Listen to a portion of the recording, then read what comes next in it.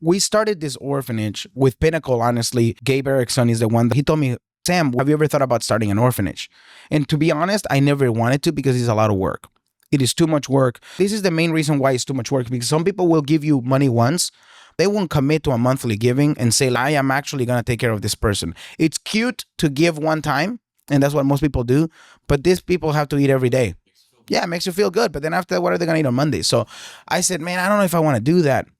I would have said no. But 2 hours before he called me, a lady came into my office and said, I got kicked out of my home. At that moment, I just ended praying with her and saying, God, I don't know what we're going to do. God is going to take care of this situation. And I'm telling you, at that moment, Gabe Erickson called me. And I told him, bro, if you would have called me 2 hours ago, I would have said no. But literally, this just happened. And there's this girl right here in my home. I told him, I don't know how we're going to do it. I don't know. I haven't even really thought about it, but let's do it. This is the vision that we have, that are in rough situations, or have nowhere to go. You know, the word orphan means that you have no parents to take care of you. There's orphans that do have parents, but their parents have nothing to do with them. They abandon them. There's parents that are unfit. You know, they're physical abuse, sexual abuse, all of that stuff. So the government takes them away from them. There's orphans that just run away from home and they don't know where their family is now.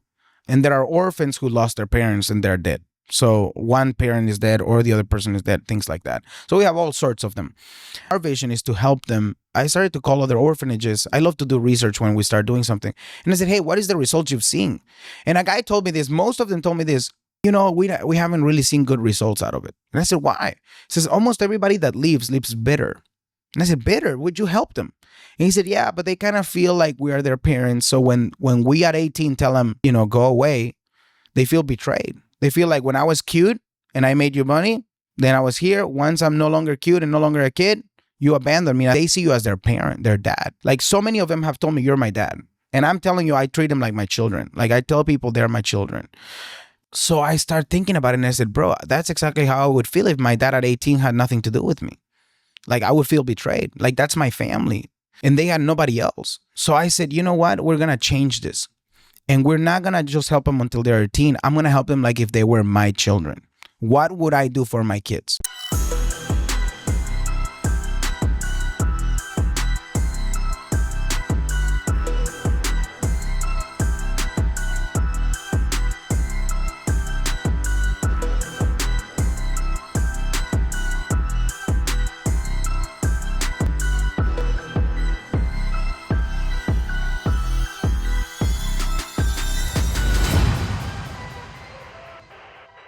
Pastor Sammy, How you doing, man? welcome to the podcast, brother. Thank you. I've been looking forward to being here with you guys for a long time. Yes. And I was watching some of your podcasts, man. It's amazing what you guys are doing here. We're blessed. We're blessed. Well, I've been wanting to have you on the podcast for a while. And you're somebody where you've got a really unique and interesting story. Where, first of all, just hearing you on the phones this week is like, you're a naturally born sales guy. Yeah.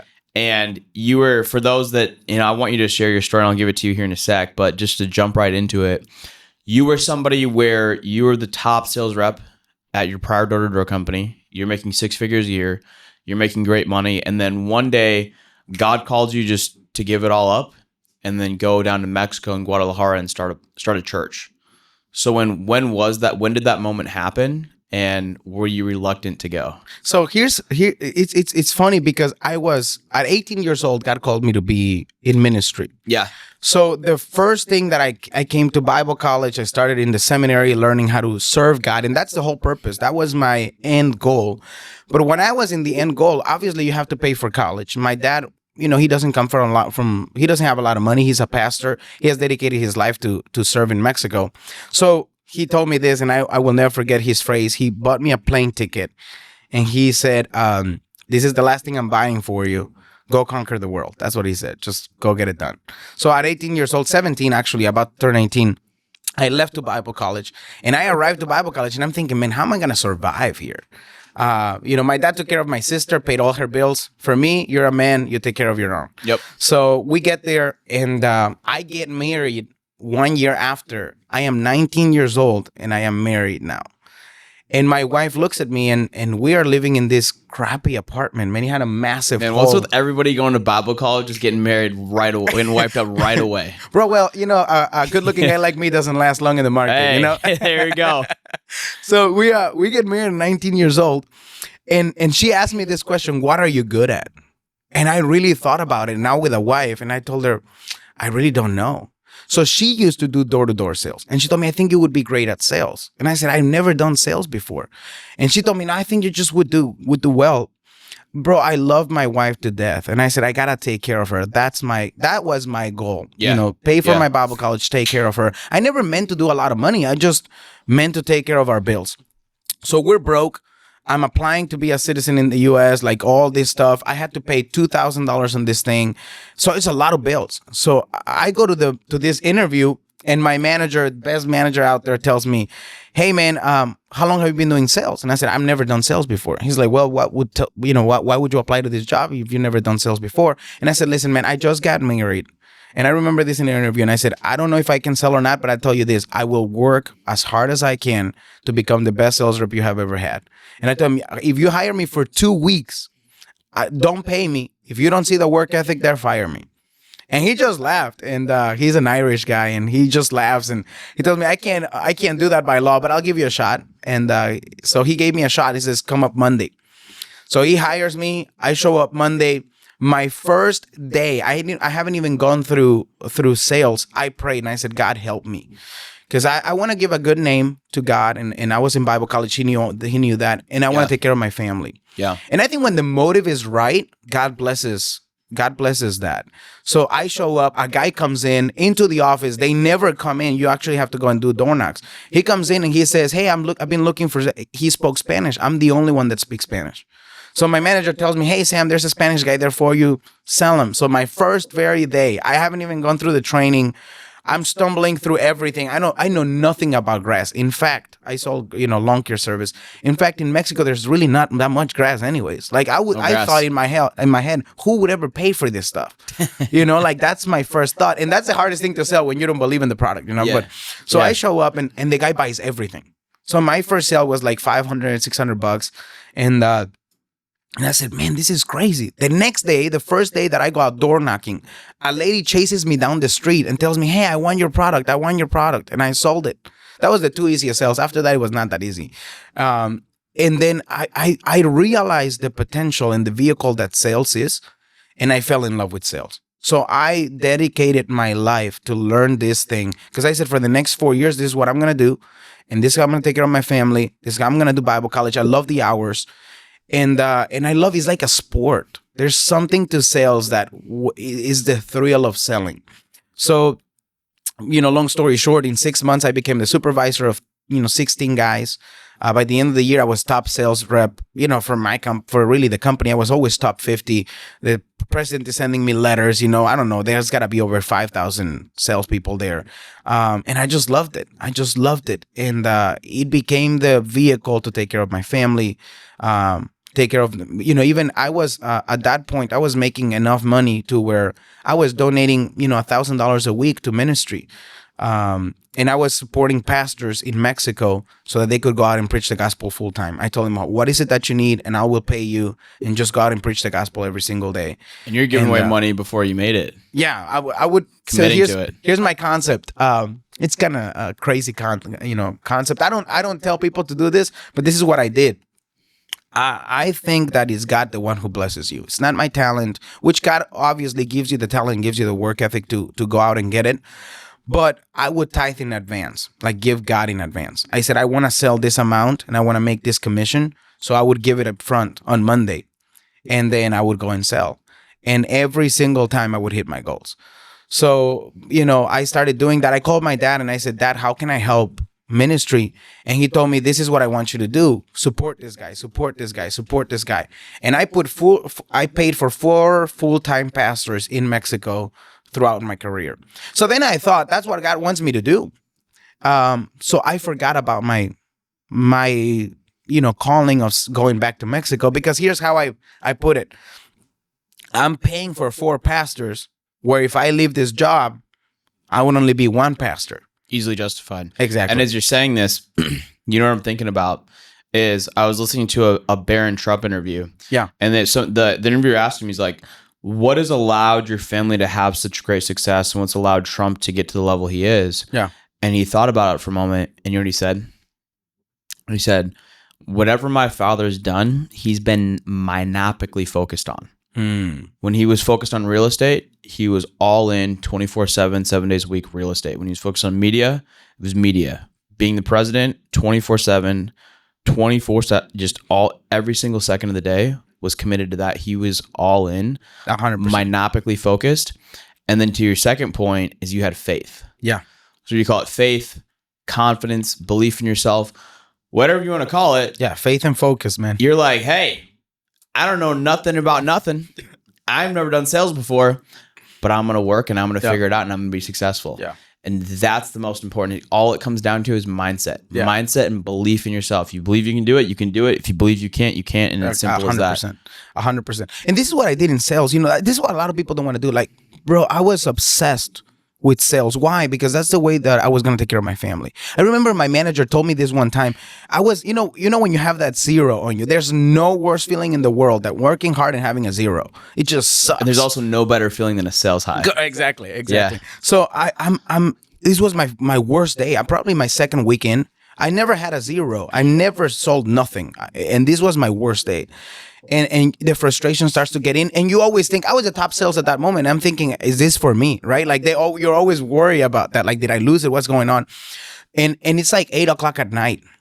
And I'm not selling anything. I'm just striking out every single time. And the more that you strike out, the more frustrated you get, and the less you're gonna get the sale. You get in that sales hole. You need to like get out of it. But he told me this. He told me, Sam, do it for your family, man. You gotta sell do it for your family. And I remember that stuck. He told me this: don't fail your family. Don't fail your family tonight.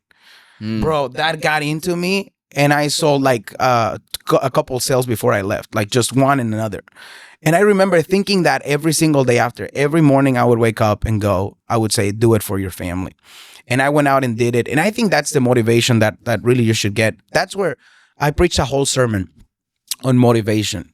And in Nehemiah, they are building the wall and they are all discouraged and start making excuses. And that's every time that you're making an excuse, you're discouraged. Doesn't matter what it is. It's just discouragement. People say, I'm not discouraged, but they make an excuse like the leads, the this, the that. You're discouraged. And Nehemiah tells them this: remember your God and remember who you're doing it for. Remember who fights for you and remember who you're fighting for. And that's the speech that Nehemiah gives. And they finished the wall and nothing changed. The enemies were there. The rubble was still there. The hard part work was still there. But their thought process changed. And that's what happens when in sales. Like when you stop thinking about all the objections and you start thinking about who if you're doing it with God and for your family, there's no way you can fail. So I did that. And I love sales after that. So I did it every single time. I did it for a reason, which was to become a pastor. So 4 years later, I never changed jobs. After that, I said, I'm crazy if I change jobs like that. I want to do sales forever. So it comes to the time where I graduate. And in my graduation night, I asked counsel from my pastor. And he told me, Sam, what do you want to do when you graduate? You told me you were going to go to Mexico and start a church. And I said, yeah. About that, I told him I already had taken a position as a manager. My manager, they offered me a position as a manager. I was going to go to Iowa and take over the position. I already had said yes. Like it's already done. Like I start Monday. And this is like a Wednesday night. And I told my pastor, I'm actually going to take this job. I'm going to make a little bit more money. They were giving me everything to do this. And I told him I'm going to do this for a few years, save up some money, then I'll go to Mexico. And my pastor looked at me and he said this, no. He said, you're going to quit your job tomorrow and you're going to do what you said you're going to do, go to Mexico and start a church in Mexico. And it was like a 5-minute conversation. And I said, okay. And I stood up and left. And my wife is like, what are you going to do? And I said, I'm going to quit tomorrow and I'm going to go to Mexico. Just like that. Yeah. And she's like, why? You didn't even explain. Does he even know how much you make? And I said, it doesn't matter. When God tells me something, I will do it and I will, no questions asked. The next day I show up with my manager and I quit. And he told me this: you can do it from your phone. You can do it while you're traveling. You can do it while this and that. And I said, my pastor told me to quit. And he says this, who are you working for? And he not knowing really I work for God at this point. I told him what my new boss is going to pay me, you can never pay me. I was talking about eternal blessings. He thought he was talking about. It's like, man, they must be paying you a ton of money because we're paying you a lot. And he says, well, we're still friends. I still talk to my manager often. He's a great trainer, best sales trainer in the world.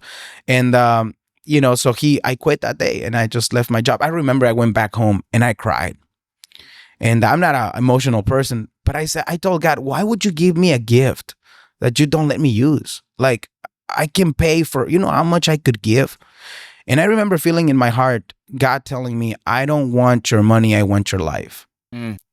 And that hit me like a cold, bucket of ice in my back. And I never see it, let anybody see me crying or anything. So I was in the shower, when you come out, nobody can ever tell. Yeah. But I was thinking like, man, but that gave me that piece of saying, that's true. God doesn't want your money. God doesn't need your money. God wants your heart. And that's when I said, I'm going to go. And I went from making six figures to, when I went down to Mexico, I was making $600 a month. We went from our dream home to a 1 bedroom, 1 bath where we would live and also have the church. Mm. So we started knocking doors, we started inviting people.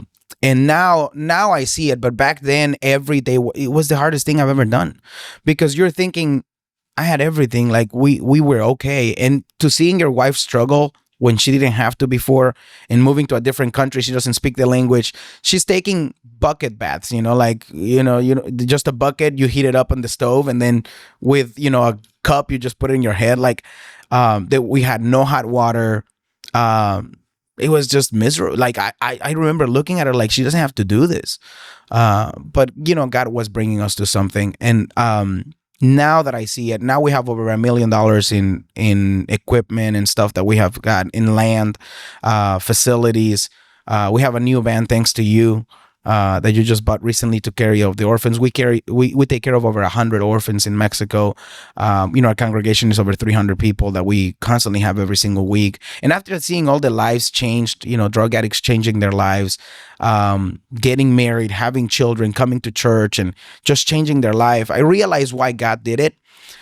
But I'm telling you, it was the hardest thing I've ever done. Saying bye to sales was the hardest thing I've ever done. That's why when I came here, I'm like, bro, let me be on the phone. At least let me say hi to somebody on the phone, because I love sales so much. Somebody. Yeah, I just want to do something, man. And I enjoy the energy. Now, meeting you guys, I understand that God had a purpose even back then.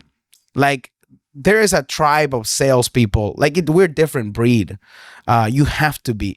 And now getting along with you, with all these agents, David, Gabe, Joe. Yeah. I realized that God gave me that experience of sales that I can connect with you guys, and have the same language. Yeah. So I love you guys. That's why you guys don't believe this, but I love you guys. I feel like we're best friends, and I love you guys to a deeper level, because it's more than we share values, family, God, and then business, leadership, and that's one thing that I think with you, I love the most, which is you value leadership more than anything else. Like, and by leadership, I don't mean leading people. I mean influencing, helping people.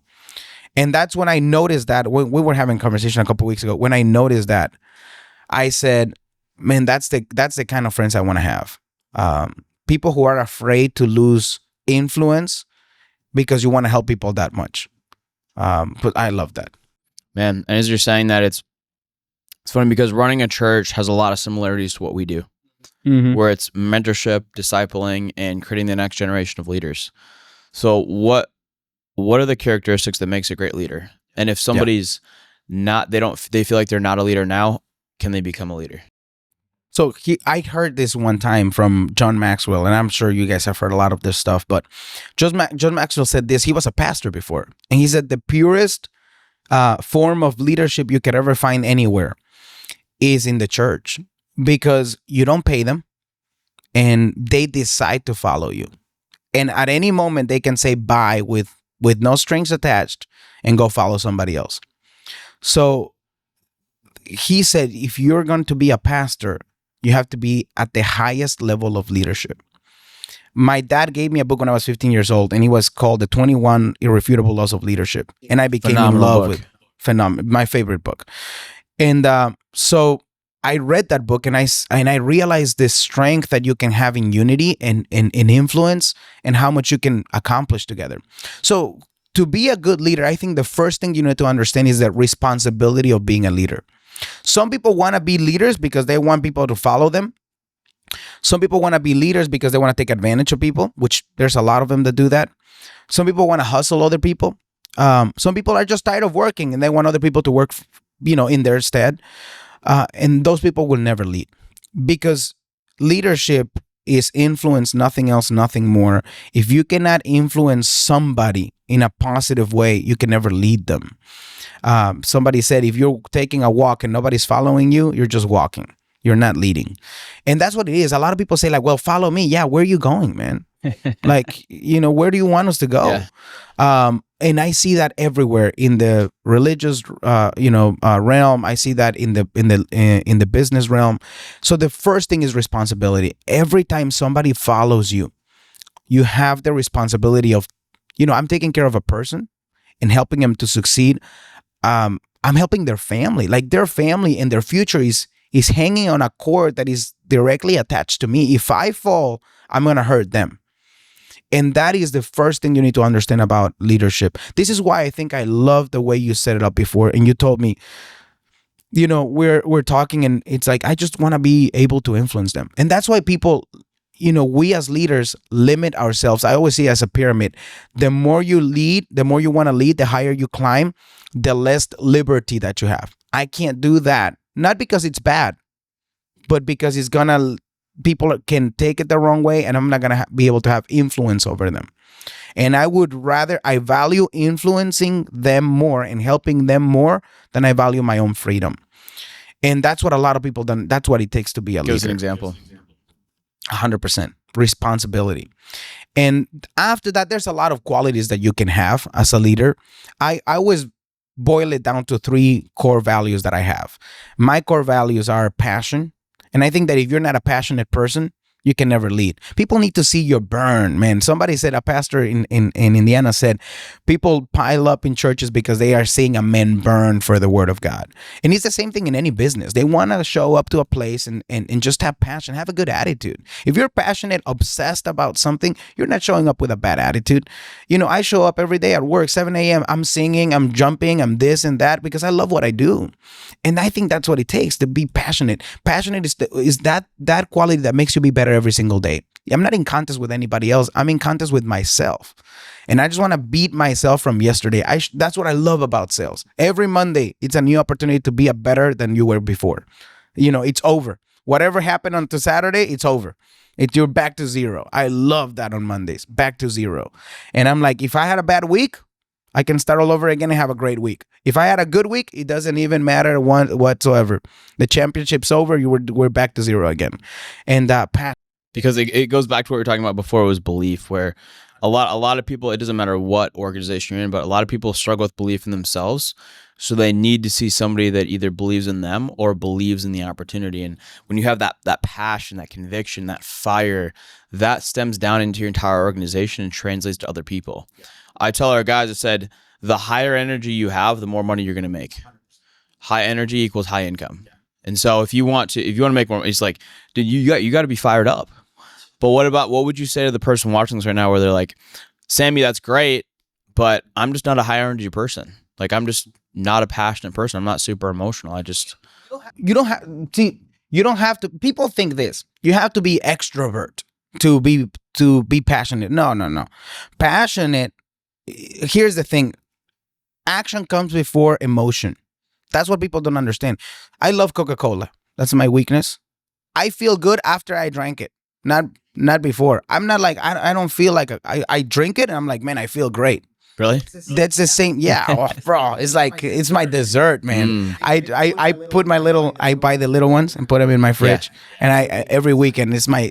If I did a good job, I'll take one. It's just that. It's just my thing. Do you like the zero sugar ones, or you don't do those? No. Can't do those. I do the full thing. It's got to be the real ones. It's got to be the real thing. If not, I'm not drinking it. But action comes before emotion. People say, well, I'm not motivated right now. Well, of course, man, because you don't have any money, because you didn't win. If you go out and win, tell me how you feel that at night. And you will be passionate the next day. And here's the truth. Burnout doesn't happen from overworking yourself. Burnout stems from not seeing results. Yeah, 100%. Because you feel you're going to be stuck for the rest of your life. This happens in marriage. I see that all the time. Why people get divorced? Because they say, I don't want to live like this the rest of my life. They feel stuck. And I said, bro, what if you could change that tomorrow? What if you could change your attitude or the situation? Would you stay together? Yeah, absolutely. What it is you feel stuck. So that's what a lot of people don't understand. Motivation, that passion will come when you win. When you go out and get that car, when you go out and help that person, when you're able to just say, here, take care of your problem and help somebody else. Brother, that's why Jesus said it is more blessed to give than to receive. When you are able to give, you have that passion to say, I need to do it because I need to help other people. And that's the reason why we do everything that we do. And that's why I love your company, because you guys win to help. And when you guys win, you say, God, what is it that you want us to do? And you go out and help somebody else. And then you come back fired up again. I tell people this, if you're not fired up, go to a third world country. Go see all the stuff that they don't have that you do have. See how blessed you are already. And then the opportunity that you can have, especially like in a business like this, and go out and make money and help somebody else, man. Man, I got to say, when we came down to visit you in Guadalajara and we spent the week down there, it pierced my heart. It pierced my heart because just hearing these stories about, the orphanages you run, and we'll get into that here in a sec, and all these kids, and when you were sharing their stories, and whether it was the physical abuse or just like what really broke my heart was these girls and the sexual abuse and just really sad stuff. But what struck me the most was when we got to, because you're like, everything's 20 minutes away. You're like, oh, we're 20 minutes away. And then an hour and a half later, we're still in the car. We're like, are we almost there? So we had a ton of time in the car. So when we're in the car and we're on our way to these orphanages, sharing all these stories. And so then we pull up and I don't know what to expect. And we walk in. Yeah. What struck me the most was just seeing the amount of joy and excitement on these kids' faces. Yeah. They are the happiest, most content kids in the world. And it pierced my soul. And I'm like, man, if these kids can be happy and joyful after everything they've been through, I have absolutely nothing to be grateful for. Yeah. It's really a mindset. And I think it all stems from gratitude. Gratitude is the number one quality to get you passionate. If you're grateful, you will always have a good attitude. If you are ungrateful, doesn't matter what you have, you will never have a good attitude. So I have a gratitude ritual that I do every single day. I sing a song for God. And then I pray and just thank God. I don't do anything else. I don't ask God for anything. Do you sing it by yourself or with other people? By myself. Well, my wife is always there. Do you sing it like really loud or very loud? I love to sing loud. Yeah, I'm a loud singer. Like if I was outside of your house, I just hear you singing by yourself. You definitely would. Yeah, my wife tells me like, can you? Because I wake up early and I'm singing. I'm waking up everybody. And I told her, man, I got that from my dad. My dad would sing at 6 a.m. and wake us all up. And but it's just like, I'm just grateful. I wake up every single day jumping out of my bed. I don't have a set alarm, nothing. I just wake up at the same hour every day. And the first thing I do is I turn it on YouTube. I put it loud and I sing with them, and it's just a grateful song.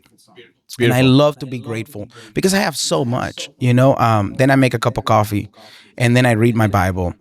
And then I pray. You guys make great coffee. You guys love your coffee. I told him we gotta help you guys out here. Get a little machine with coffee. we gotta get some of your we're gonna get Eddie Wilson to come and shape this place into coffee. We'll have some guys. Speaking of which, you and Eddie Wilson are very close. Yeah, he's a very good friend of mine. Shout out to Eddie Wilson. Yeah. How'd you guys meet? So Eddie Wilson, this is a funny story. My brother is sitting here, right? He went to a church to talk about giving. And Eddie Wilson, if you don't know anything about Eddie Wilson, he is the most generous person that I have ever met. People don't understand that. He gives so much. I cannot even give you count of how much he's helped in Mexico and around the world. And I'm just one of the 40 plus countries that he helps.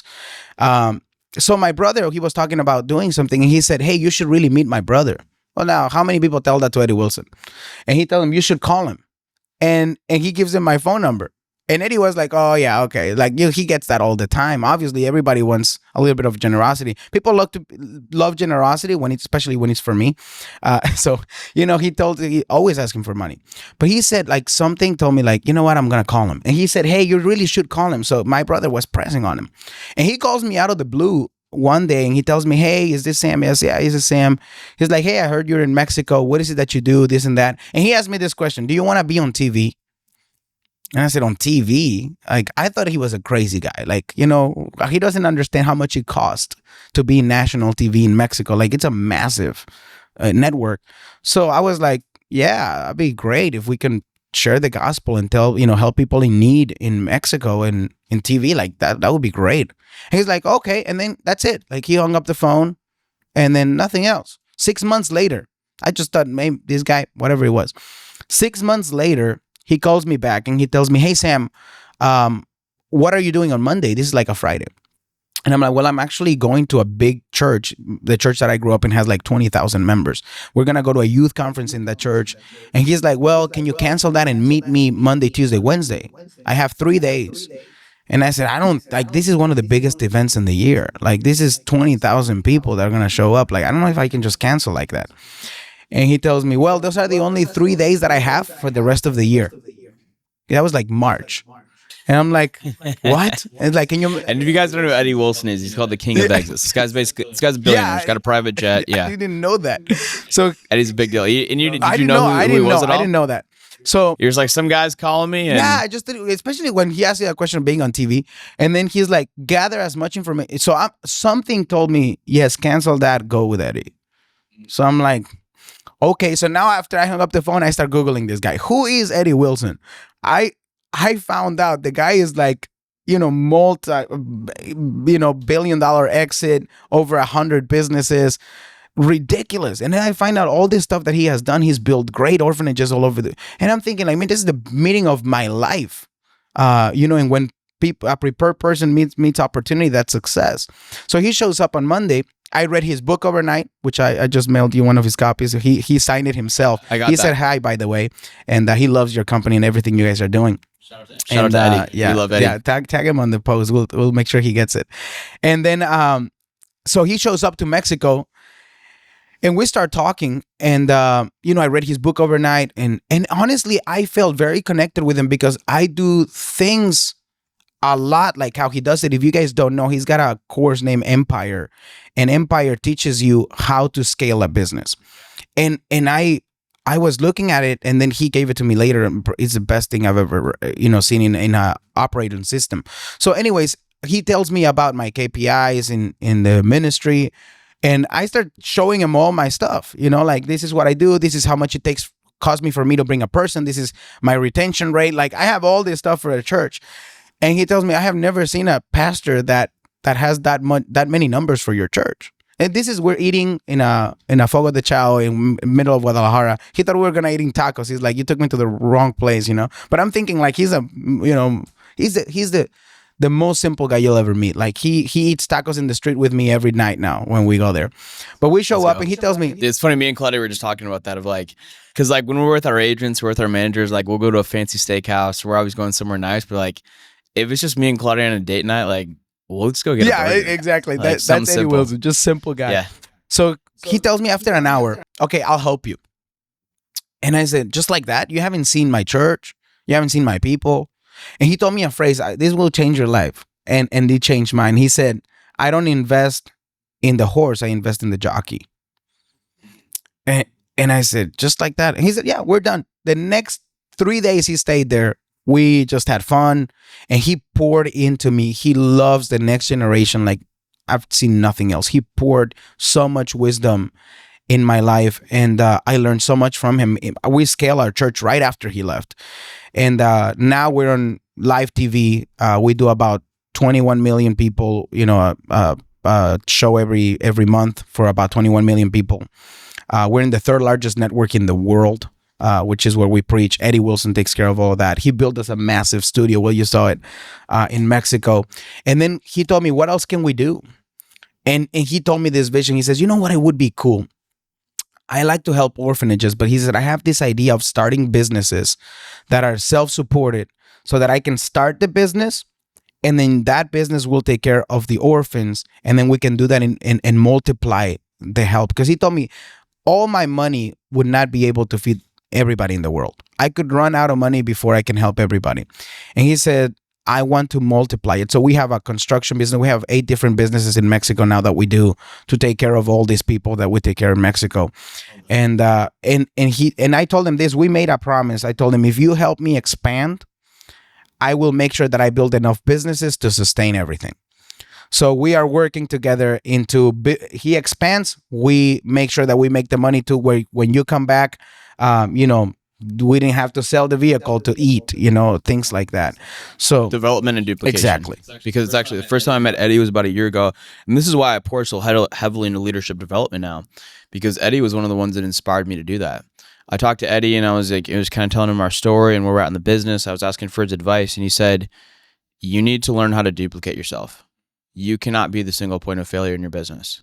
So and he said, that's the only way you're going to be able to scale, because you've gotten to where you are by a lot of grit, hustle, and work. That's not going to get you to the next level.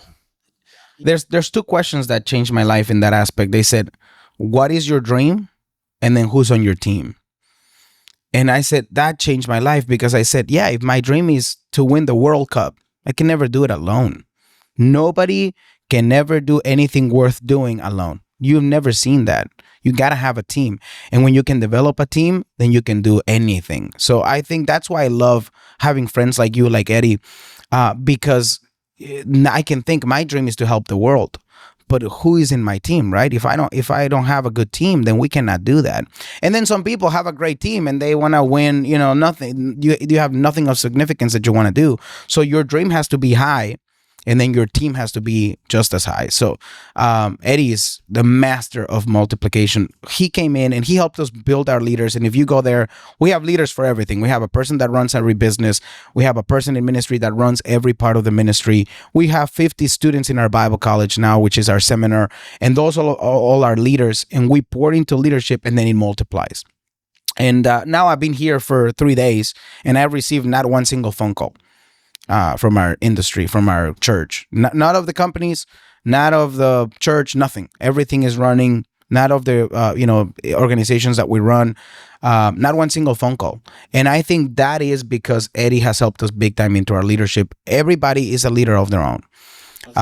Yeah, and honestly, that's the way that you can multiply. Now, when I step away and I see that everything runs, and it free ups my time, and this is for leaders. When you free up your time, it's not for you to have fun. It's for you to expand into something else. So every time they give me extra time, I find something else, and I said, okay, now I'm gonna take this one on, and I'll start something from scratch up, and then start all over again. So we do that often, and that's the way to grow and expand. And if you can help as a follower, the best single thing you can do is take whatever it is in your leader's plate. That way, your leader can go take on something else, and that's the way organizations grow. I challenge people to be great followers. There's a story of David, and this is the single best leadership story you will ever hear. David, King David, he was running away from Saul, the King Saul. And he was saying, he just said a phrase in front of his mighty men. And his mighty men were the best of the best. But he said this, who would give me to drink from the well of Bethlehem? And 3 of his mighty men went into the enemy's army, fought to death, 3 of them against hundreds, just so that they could get a cup of water for their king. Imagine that. They go in there, get a cup of water. So now on the way back, there's 2 fighting. One guy is holding a cup of water.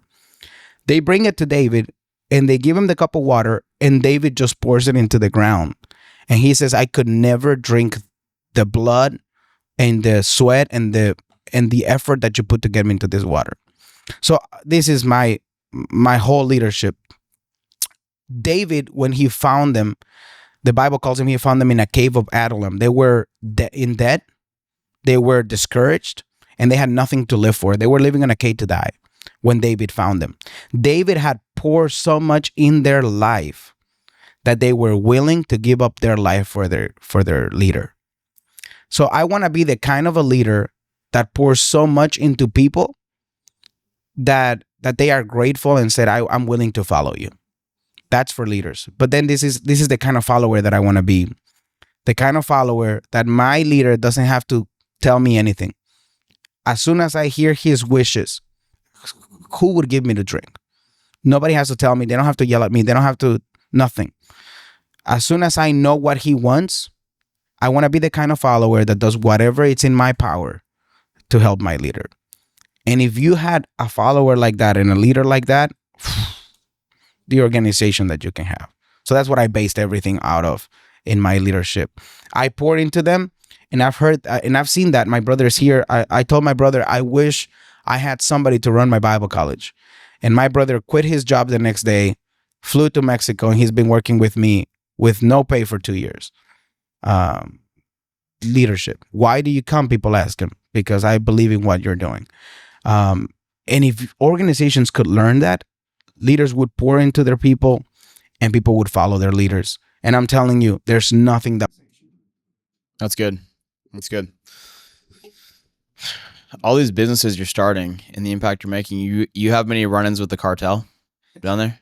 Yeah. We've had a few. So here's my first encounter with cartel. My dad, he started a church with another pastor, and they grew the church from 30 to 21,000 members now. So they had a lot of employees. They had over, 300, 400 employees. So my dad, back in Mexico, we use cash a lot. It's not like you can deposit into their accounts. So my dad would go get a check, and it was a massive check, and to pay everybody on cash. So the first running into the cartel, I'm in the Christian school. My dad comes in his Suburban, parks into the church, and then a car crashes the front gate of the church. Another car leaves the car open. They come out, probably about between 15 to 20 guys with machine guns, everything. They put my dad in gunpoint. They put him on his knees. They put my mom on gunpoint, put her on her knees. And they take all the money, beat up the security guard, and then rob the church. So when people tell me, like, is it dangerous in Mexico? I always say, like, man, yeah, absolutely. It is dangerous in Mexico. I've been robbed, 15, 20 times. 15, 20? There was... At gunpoint every time? Easy. Gunpoint, knives. When was the last time you got robbed? A beat up. When was the last time you got robbed? The last time I got robbed, I was actually like a month ago, about a month ago. But we're gonna blame it on my brother. We went to preach at a church. We went to preach at this church to try to see if we can start another orphanage in that church. And we're there preaching, and I'm hanging out with the people, and we go to eat tacos after. And I'm eating tacos with the pastor and talking like this. And then my phone sends me a text telling me, like, hey, your laptop is no longer, like, you know how you separate from your laptop or your iPad, and it tells you, like, it's no longer here. And I just thought, my phone's acting up. So I just silenced it. And I go back to the hotel. This is like hours later. Now I come back to the hotel. I open the trunk and I'm like, where's my bag? And my brother said, like, oh, you dummy, you forgot your bag in the house. You don't have underwear, nothing, for this trip. And I said, no, I'm pretty sure I got it. And he's like, yeah, you forgot it. My bag is right here. And he opens and checks his bag. His bag's gone too. And we got basically mugged in the car. And they took I mean, that happens here. Yeah. They just took your stuff out of the car. I'm talking like... That was the last time. Yeah, that was the last episode we pulled up on you at gunpoint. And it's like, hey, run your pockets. That actually has been a while. At gunpoint, me personally, so our church people, like the guys that work with me, a guy got robbed like 6 weeks ago. A lady got robbed about 2 months ago. And then they almost robbed him, but he didn't have anything to give him. So he just basically pulled up a knife for him. He didn't give anything. But Americans? Americans, see, like, they are very, if you know where to go, like the places to go, you probably won't get robbed. And then you get robbed when you're alone, like not in a big group. If you're in between, 6, 7, 10 guys, like they're not gonna do that. But when you're alone, you get robbed all the time. I got robbed the last time I got robbed in public transportation, and I was going to just to the church. So I'm going in my suit. I love to wear a suit to church, and I'm dressing up, and I had my headphones on and everything. And a guy pulls up in front of me, and he pulls out a knife. And then he tells me, just remember, I'll tell you this story. This is hilarious. And then the guy tells me, like, hey, give me your phone. And I grew up in the city, so I am not going to give you my phone just like that. Like, I need to, like, assess the situation. And if I feel like I can take it, I'm a boxer. I'm like, I will at least try, So I see him, and I see his knife. He had it taped to his hand, because what happens is, you don't want anybody to get it from you, because then they'll kill him with the same knife. So they tape it to their hand, like duct tape. And then so he's got like the thing with it for the eyes. I don't know what you call it, like a peak for the eyes. And then he's got it taped right here. And that's why I'm like, bro, this guy is serious stuff. Like he knows, like he's experienced. So I told him, yeah, sure, man. So I put my backpack on the front and I pretended like I was taking my phone out and I hit him right on the side, bro. I hit him right in his like by his ear and stuff. And I started running, bro. He chased me. He must have been high. He chased me a good 15 to 20 minutes. I got into a mall and then started doing routes and laps in there until I lost him. But that was the last time that we they attempted to rob me. They didn't get my stuff, but they attempted to rob me. Would he have stabbed you if he'd have caught up to you? Oh yeah, absolutely, 100%. Yeah, I mean, yeah, those people are not playing around. Yeah. There's a friend of mine that Why don't you just run into a crowd? Like if you're just in a crowd of people, would you they don't help you. Like people won't help you. Like if you start yelling, help me, they don't help you. even if you're in a crowd though, he'd still like come up on you. 100%. Yeah. Oh yeah. These people are. The thing is, they got nothing to lose. Those are the real dangers in Mexico. You know, the cartels and stuff. They're doing their thing. They're getting billions of dollars out of drugs. But the thugs that are struggling for money that they don't want to work, well, those are the people that you gotta be careful with because they don't have nothing to lose. You know, so they'll just go out and do it. And then honestly, they get nervous and then they just shoot. There was one time we were in public transportation near the church, and my dad has helped a lot of drug addicts and stuff like that. So we're on our way to church and somebody gets in the bus in Mexico and with a gun and he starts to rob everybody in the bus. Like that's pretty normal. So he gets up there, shows the gun, everybody put your belongings in a bag, blah, blah, blah, blah, blah. He comes to the back of the car and he sees my dad and obviously he has a mask on. And he tells him, "Oh, not you, Pastor." And he tells my dad's name. "No, don't worry about it, Pastor." And I'm like, what the heck? So he didn't rob us. He robbed the whole, bus and not us. And my dad is like, "We got to get out of the bus." And I'm like, "Why?" He's like, "Because they are going to think we're with them." Like he didn't steal. So apparently that was a kid that my dad reached when he was very young and he bought him shoes. Did your dad recognize the kid's voice? Yeah, I recognized the voice. So he told him, "Who is this guy?" Who actually went to see him afterwards. Yeah. And my dad is like, "You got to give that back. You can't live like that." He went to tell him all this stuff. Did you convince the guy to give the stuff back? Yes. No way. Yes. But the guy told him I told my dad, "Where do you know this guy?" He's like, when he was very little, he had nowhere to go. And he was in front of a shoe store looking at the shoes. And he said, "Man, I love those shoes." And my dad went in the store and bought it for him. So that's why he's like, "I will protect you till I die," So that's just the kind of person. But we didn't get robbed then, but that's what all that stuff happens all the time. How often do you run into the cartel down there? I mean, it's pretty common. Every neighborhood has a watch for the cartel, like somebody that keeps that area under their kind of like the mob. Yeah, exactly. In Philly, New York, back in the day. 100%. So they just have that. Want to make sure that everything's into it. So they protect us in our church. There was a man that. Oh, so the cartel protects you guys. Yeah, they love what we're doing, and they've never bothered us. In fact, they've told us if anybody bothers you, just give us a hollow. So and you got the cartel on your side. Yeah, they're good people. Let's go. All right. Yes, we went one time. One of our guys crashed one of their cars, and he crashed his rearview mirror, and he told me, "Hey, just get it fixed by 5 o'clock today, okay?" And I was like, "Absolutely, man. It'll be done. 5 o'clock, no problem." So it'll be done. Actually, it'll be done at 4:30. Yeah. So I told my guys, "Go now, get his stuff and fix it now." So we fixed it real quick there. But nice. Yeah, normally they don't bother you. Talk to us about what you're doing with these orphanages. So that's really special. What we try to do is we wanna help people. We started this orphanage with Pinnacle. Honestly, Gabe Erickson is the one that called me one time, and he told me, "Sam, have you ever thought about starting an orphanage?" And to be honest, I never wanted to because it's a lot of work.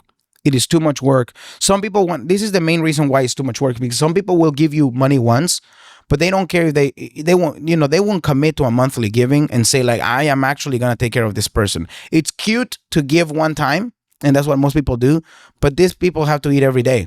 Yeah, it makes you feel good, but then after, what are they going to eat on Monday? So I said, "Man, I don't know if I want to do that." I would have said no, but 2 hours before he called me, a lady came into my office and said, "I got kicked out of my home." And she was in front of, at that moment, I just had finished. She was 16. I just ended praying with her and saying, "God, I don't know what we're going to do. God is going to take care of this situation." And I'm telling you, at that moment, Gabe Erickson called me And I told him, bro, if you would have called me 2 hours ago, I would have said no. But literally, this just happened. And there's this girl right here in my house. I told him, I don't know how we're gonna do it. I don't know. I haven't even really thought about it, but let's do it. So he flew in on Friday. I think this was like a Monday or Tuesday. He flew in on Friday, and we start talking about it, figure out how we're gonna do it. And this is the vision that we have: to take people from all ages that are in rough situations or have nowhere to go. Maybe, the word orphan like means that you have no parents to take care of you. There's orphans that do have parents, but their parents have nothing to do with them. They abandon them. There's parents that are unfit because they abused them, or their physical abuse, sexual abuse, all of that stuff. So the government takes them away from them. There's orphans that just run away from home and they don't know where their family is now. And there are orphans who lost their parents and they're dead. So one parent is dead or the other person is dead, things like that. So we have all sorts of them.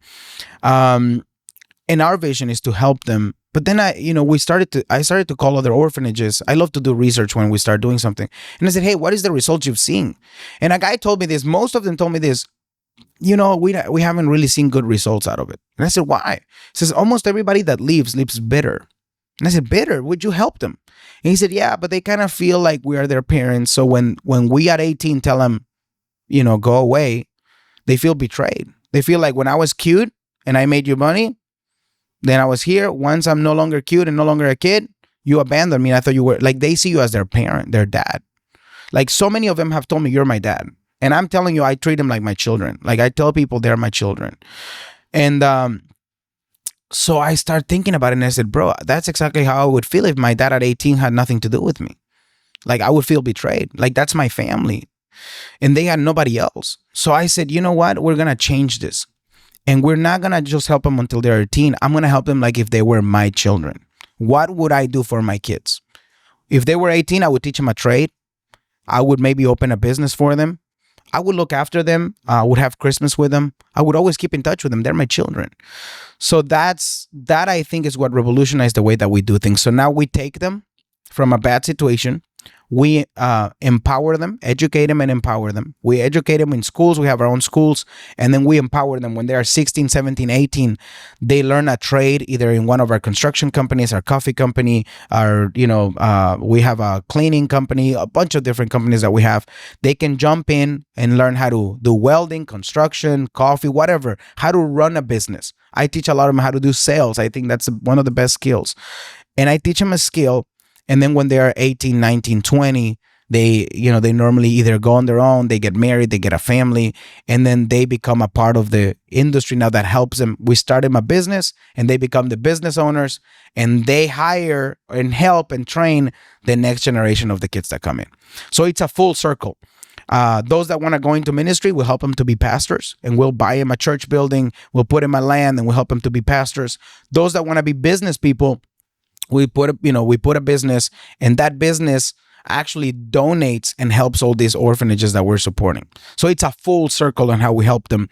And I realize this: those that have been helped, the best people to help are those that have been helped by others, because they realize if somebody wouldn't have helped me, I wouldn't be where I'm at. I want to help somebody else. And now we have 2 families that are married. They have kids, and they are the caregivers for the younger kids now. And we're seeing all this into multiplication now because they are growing to be leaders. So we have 8 different businesses that we run. We service over 100 kids.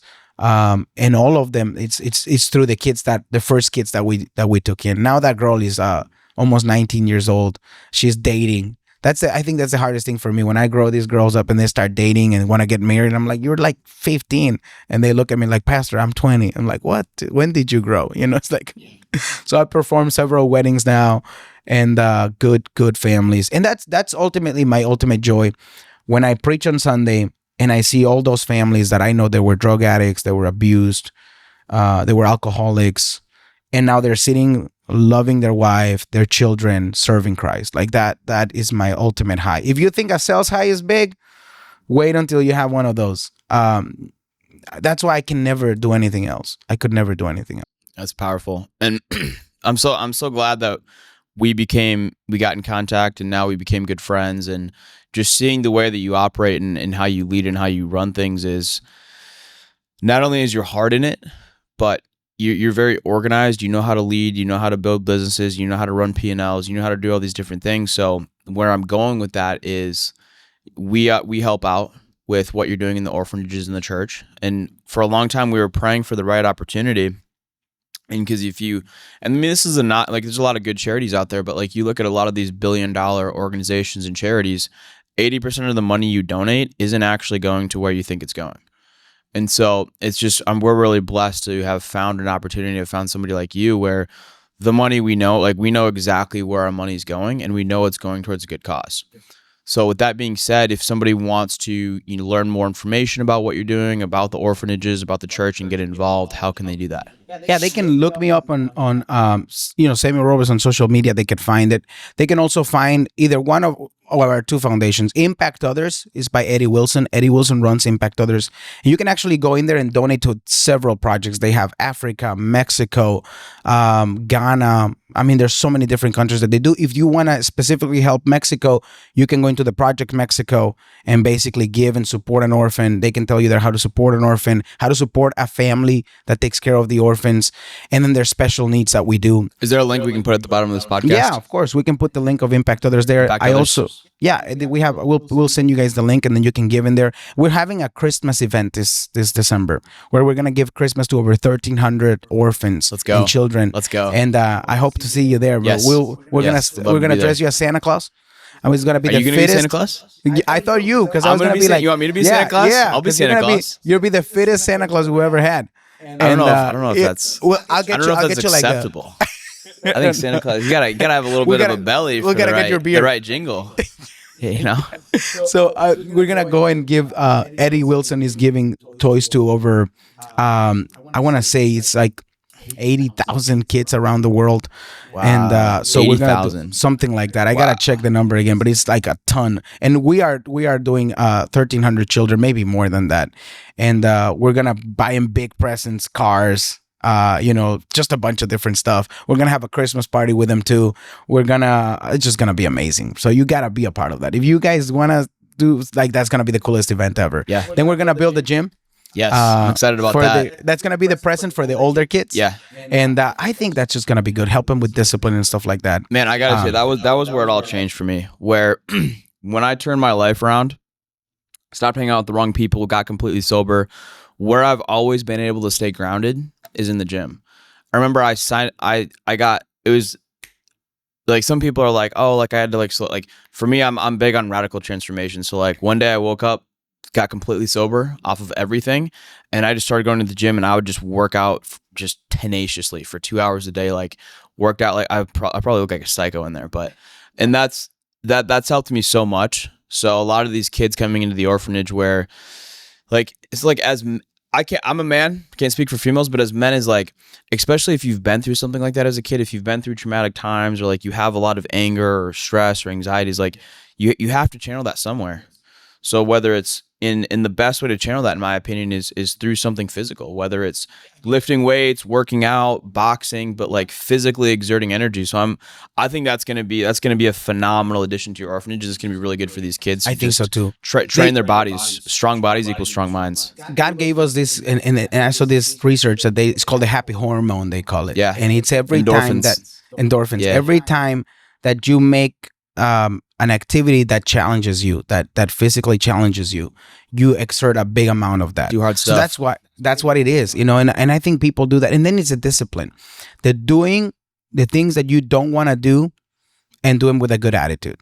When you do that and you have that kind of discipline, man, you'll succeed everywhere else. That's what a lot of people tell me, like, well, I don't want to do sales. That you're the best person to do it, man.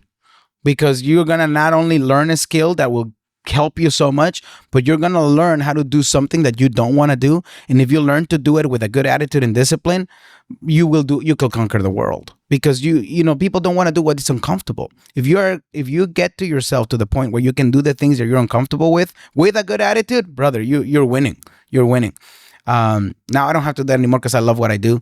But in the beginning, that's what it was. I remember watching videos every day. My wife, after that, she would get frustrated because before I would go into the sales office, I would role play with her for an hour, and I'm talking about like sales role play. Okay, for those that have a nutty mind, but I would role play with her for an hour and just like I'm warming up. By the time I showed up at 9 a.m., You ready to roll? I'm ready to go. But I told him like that's what I did when I play soccer. Is like I would go and shoot 100 times before I show up to the game. Why? Because I want to be good at the game. Yeah. And that's what a lot of people don't get. Like they want to come here and then they get the cup of coffee. They want to say hi to everybody. Can't be casual. Oh my goodness. It's like, brother, I hate those people. To be honest, I'm like, get on the phone. Like I would do again in there. I already did my math of how I'm going to get my sales, how many dials I need to do, how many callbacks I got, what my closing percentage is. I would show up and say, this is my strategy for today to get these 3 sales. How am I going to get them? Is like this. And then I would already show up with a role plate, and I would come in and kill it. And that's the difference between winners and losers, you know. And just focus. That's it. Yep. Man, what a good note to end on. Sammy, we're out of time. That's great, man. Thank you for hopping on the Wait to see you, podcast, my man. brother. We'll see you, my friend.